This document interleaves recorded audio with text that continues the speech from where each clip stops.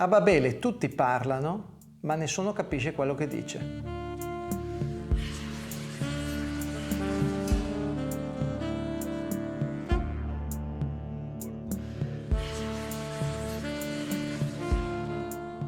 La nostra civiltà oggi sta entrando in una crisi irreversibile, anzi ormai la crisi è già avanzata, potremmo dire che si sta trasformando, si è ormai praticamente completamente dissolta.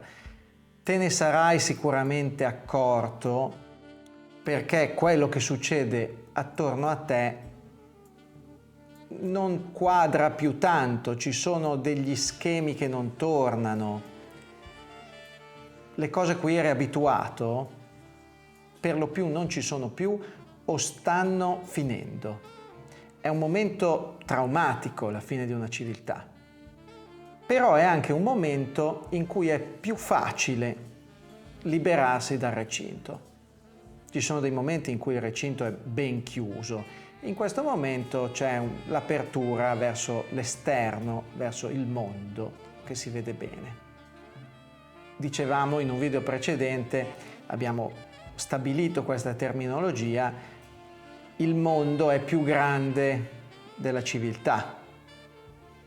È giusto per metterci d'accordo sul significato delle parole. Quindi oggi possiamo dire che la porta invisibile che conduce fuori dalla civiltà verso il mondo è meno invisibile che in altri momenti. È più facile che ti venga quel sospetto. È più facile che ti venga il sospetto che ci sia una qualche via di fuga. Quindi per noi è facile pensare alla nostra contemporaneità come Babele, ma è sempre Babele. All'interno della civiltà tutti parlano, continuano a parlare, continuano a generare nuove parole, nuove idee, nuove immagini, nuove figure, ma nessuno capisce veramente qualcosa di quello che sta dicendo, di quello che sta generando. La parola Babele, Babel, in ebraico si scrive così. Se conti le lettere non ti torna il conto perché in ebraico si scrivono solo le consonanti. Le vocali sono o date per sottointese o scritte con dei trattini, dei puntini attorno alle lettere, ma per quello che interessa a noi la cosa importante sono le lettere principali che in ebraico sono appunto le consonanti. La lettera bet, la B per così dire, significa il produrre, il generare. Pensa che è anche la prima lettera di tutta la Bibbia, Bereshit, nel principio, nel fondamento di tutte le cose. Addirittura anche la parola creare, bara, inizia con questa lettera, con la bet. Qui ce ne sono due, bet, che è come il segno di un generare che si sovrappone a se stesso, è un'eccessiva generazione. E un elemento generato supera l'altro. La lettera Lamed significa proprio la L, l'ultima lettera, è proprio questa idea del superare, dell'andare oltre. Quindi Babel è un luogo in cui si dicono tante cose, una sopra l'altra, si fanno tante cose, una insieme, sopra, di seguito all'altra, ma senza un ordine, senza un progetto. In un altro video parlavamo del progetto, della connessione di tutte le cose. Ecco, a Babele la connessione delle cose e anche la funzione del linguaggio di rispecchiare la realtà e di creare la molteplicità della realtà si perde perché c'è troppa generatività. Se ci pensi bene, sono sicuro che il parallelo con quello che sta succedendo oggi nella nostra civiltà occidentale ti è chiarissimo. Possiamo tradurlo così: troppa creazione di contenuti, ma senza contenuto, senza significato. Ecco, troppa creazione di contenuti senza significato. In questa confusione si perdono completamente i punti di riferimento. La civiltà è sempre così, ci sono momenti, ripeto, in cui si vede meglio, come il momento in cui ci troviamo a vivere oggi, altri momenti in cui si vede meno bene questo essere Babele, ma Babele è sempre. E c'è sempre qualcuno che per tenerti all'interno della civiltà arriva con una bellissima griglia, uno schema per osservare la realtà e ti dice: guarda, tu la realtà la devi osservare attraverso questo schema. Questo è un atteggiamento molto diffuso anche in certe pratiche didattiche a scuola. Io faccio l'insegnante, tra le altre cose, e vi posso assicurare che questa tendenza alla schematizzazione, al voler osservare per forza sempre la realtà attraverso delle griglie, è molto forte ed è anche molto pericolosa, ma è funzionale al trattenere le persone dentro il recinto. E allora tu potresti chiedere a quello che arriva con la tabella, con la griglia pronta per osservare il mondo, potresti chiedergli: senti, ma chi l'ha fatta questa tabella? Come è stata fatta? E lui ti risponde: non ti preoccupare, va bene così, è fatta bene. Questo avviene nella civiltà. Questo è il motivo per cui chi si chiede il perché delle cose, per esempio i filologi, gli studiosi delle lingue antiche, gli studiosi dei testi sacri, sono sempre stati guardati con grande sospetto. Tutto il percorso di questo album, Earth, ti ricordo, deriva da immagini e temi che sono contenute nella Genesi e nell'Esodo soprattutto. I filologi, gli studiosi dell'antichità, sono quelli che vanno proprio a smontare il linguaggio. Si chiedono: questo specchio che è la nostra lingua, che genera la realtà, come funziona? Chi ha scritto i primi libri della Bibbia aveva ben presente questa idea del linguaggio, tanto che ogni singola lettera della lingua ebraica ha un suo significato concettuale preciso, come nel caso della parola Babel che abbiamo visto poco fa. La lingua che utilizziamo è il nostro pensiero e nella nostra Babele le lingue sono confuse. E allora, come ho espresso questa idea musicalmente, l'ho espressa attraverso l'improvvisazione del sassofono su un unico accordo di Re minore. Tutto questo brano è costruito su un unico lungo accordo di Re minore, con un basso ripetitivo molto ossessivo, un ostinato, su cui il sassofono improvvisa sempre nella stessa tonalità. Quando l'abbiamo registrato, Simone Ficicchia, che suona il sassofono in questa serie di pezzi, ha improvvisato proprio completamente, liberamente, non aveva idea del tipo di brano che sarebbe saltato fuori, io non gli ho dato nessun indizio, gli ho detto solo improvvisa su Re minore. Poi tutte queste improvvisazioni le ho unite io come in un collage, perché all'interno di un pezzo di musica, per quanto parli del disordine, all'interno dell'arte serve sempre un'armonia, un ordine che permetta di capire quello che l'arte sta cercando di mostrare, e quindi il disordine dell'improvvisazione in questo caso è stato ordinato all'interno di un brano musicale in qualche modo strutturato. L'improvvisazione assoluta, che va molto di moda in certi generi di musica, non parlo dell'improvvisazione guidata di certo jazz più strutturato, parlo proprio dell'improvvisazione libera, per esempio tipica del cosiddetto free jazz.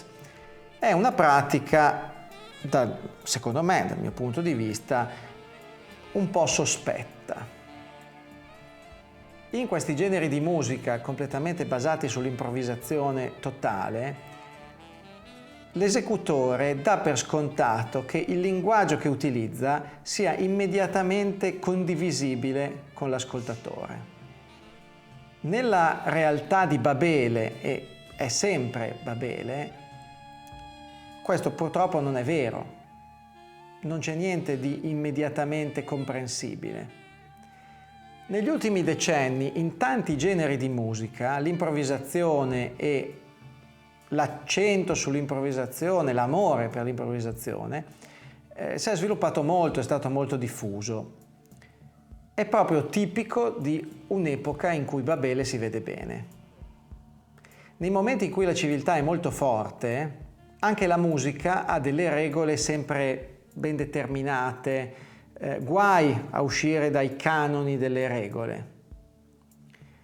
Negli ultimi decenni, parlo degli ultimi 50-70 anni, c'è stato un grande amore per la trasgressione delle regole, perché la civiltà si stava sgretolando. Non è da oggi che di solito gli artisti, quelli veri, profondi, intuiscono con un po' di anticipo gli sviluppi della civiltà.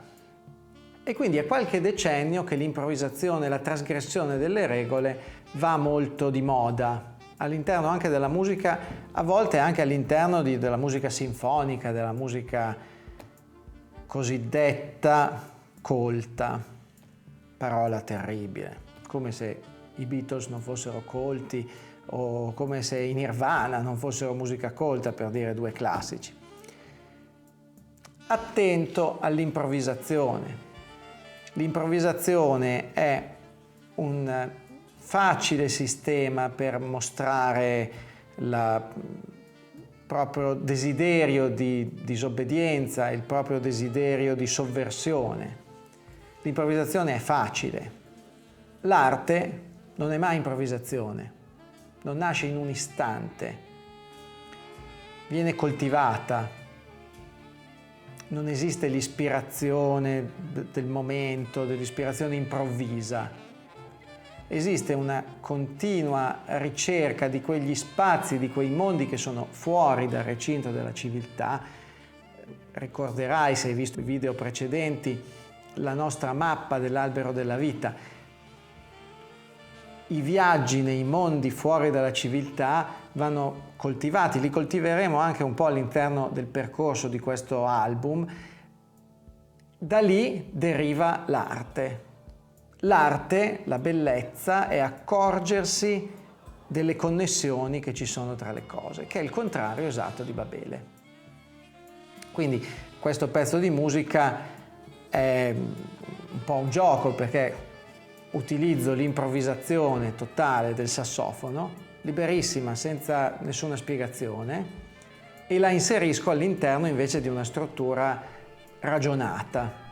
È un po' un gioco, anche un indovinello. L'arte è sempre un indovinello. Questa improvvisazione viene ordinata attraverso un basso ripetitivo e ossessivo. Ci sono una serie di studi interessantissimi di un'equipe medica di cui ha fatto parte anche Luciano Bernardi, che io ho conosciuto perché suona il liuto e ha partecipato anche ad un album che ho realizzato come liutista e come tiorbista. Tra l'altro lui costruisce anche questi strumenti, ma lui è un medico internista e ha fatto questa serie di studi, vi metto il link in descrizione, da cui risulta chiaramente come un ritmo ripetitivo, anche un'armonia molto semplice, produca un allineamento anche delle funzioni corporee, delle funzioni fisiche di un gruppo di persone. Mi spiegava, una volta che parlavamo di questi suoi studi, che è esattamente quello che che succedeva, soprattutto in passato, con le musiche militari. La guerra è sempre stata accompagnata da ritmi ossessivi, da musiche ripetitive. La musica ripetitiva, il ritmo incalzante, serve ad incitare i soldati. Secondo me c'è anche un elemento di rapidità del ritmo, cioè se un ritmo è molto lento non ti porta alla guerra. Fateci caso, negli ultimi anni le canzoni pop sono sempre più veloci. Se voi prendete una canzone anche popolare degli anni 50 o 60, proprio il metronomo, la velocità della musica è più lenta rispetto ad oggi. In questo pezzo, Babele, io quindi riprendo la funzione anche militare della musica. L'ossessività porta purtroppo le civiltà alla guerra. Due elementi ci sono quindi in questo brano: l'improvvisazione, l'eccessivo generarsi di elementi che producono incomprensibilità, e una griglia stabile che serve a chi ha il potere per organizzare le guerre. Il ritmo ossessivo e l'accordo costante di Re minore. Dietro l'apparenza di un pezzo un po', potremmo dire, anche con dei tratti etnici, in realtà questo pezzo, Babele, è un pezzo molto triste. È sempre triste guardare una civiltà che scompare, una civiltà che si disgrega, ma noi abbiamo trovato per fortuna la via per uscire dalla civiltà, e nel prossimo video, con il prossimo brano dell'album, imbocchiamo decisamente la strada che ci porta fuori dalla civiltà e facciamo un giro nei mondi che ci sono là, oltre la porta invisibile, e come sempre ci vediamo dall'altra parte.